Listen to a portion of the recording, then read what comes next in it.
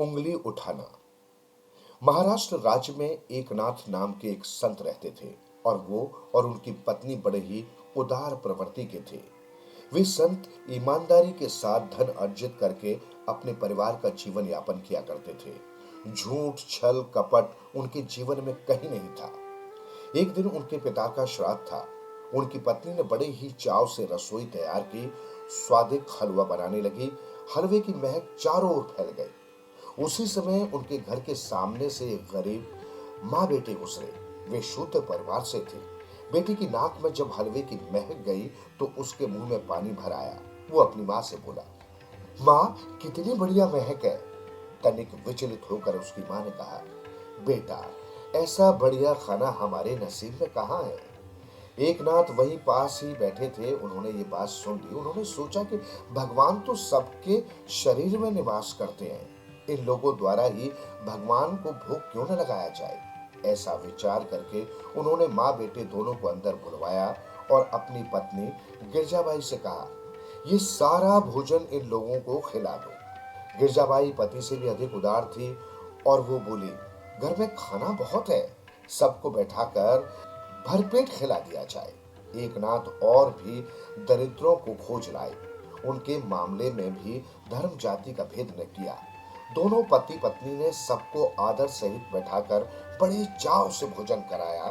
फिर सम्मान के साथ सभी को विदा किया।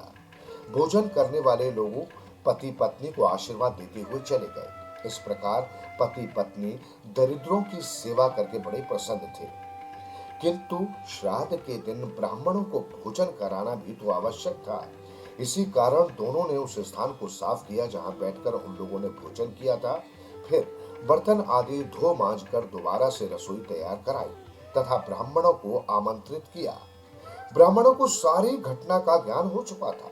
उन्होंने एकनाथ की पत्नी को सूत्रों को घर में बिठाकर भोजन कराने की बात पर उनको बहुत खरी खोटी सुनाते हुए उनके कृत्य पर उंगली उठाई और घर आने से इनकार कर दिया। एकनाथ ने बहुत अनुनय विनय की, किंतु वे टस से मस नहीं हुए। उस जमाने में जात पात का भेदभाव बहुत अधिक था।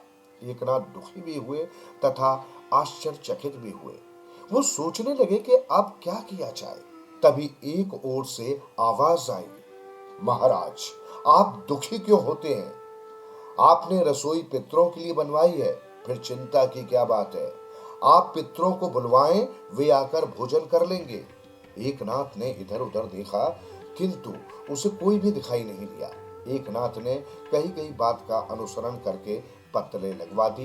पितरों का ध्यान करके कहा, आगतम। उसके इतना कहते ही सूर्य नारायण, चक्रपाणी और भानुदास तीनों पितर आ गए और अपने अपने आसनों पर बैठ गए। एकनाथ ने उनका पूजन किया तथा बड़े ही आदर तथा प्रेम भाव से उन्होंने और उनकी पत्नी ने उन्हें भोजन कराया। पितृ प्रसन्न हुए और उन्हें आशीर्वाद देकर अंतर्ध्यान हो गए। ब्राह्मणों को जब इस बात का पता चला तो उन्हें बड़ा ही आश्चर्य हुआ। उसके बाद उन्हें एकनाथ की महिमा का पता चल गया। वे अपनी करनी पर बहुत ही पछताए।